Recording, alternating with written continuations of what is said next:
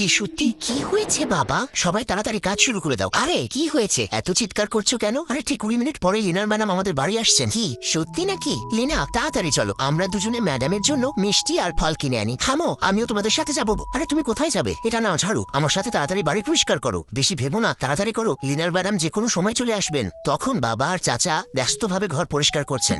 এদিকে চাচি আর লিনা, চাচি আমার ম্যাডামের তরমুজ আর আপেল খুব পছন্দ, আপনার 500 টাকা হলো।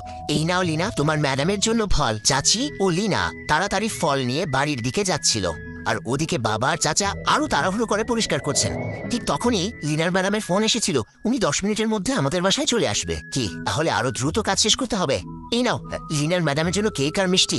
বাই রাজু আঙ্কেল, লিনার ম্যাডাম আসছেন, তাড়াতাড়ি করি, আমি আগে ফ্রেশ হয়ে নেই, একটু পারফিউমও মেখে নিই। লিনার বাবা আর চাচা, তোমরা দুজন কোথায়? তাড়াতাড়ি সব মিষ্টি আর ফল টেবিলে সাজাও, লিনার ম্যাডাম মাত্র 2 মিনিটের মধ্যেই চলে আসবেন। চাচি ঠিক টেবিলে ফল সাজাচ্ছিলেন, হঠাৎ শোনো শোনো, আমার ম্যাডাম এসে গেছেন। লিনার আরে আপনারা তো আমাকে দারুণ সারপ্রাইজ দিলেন।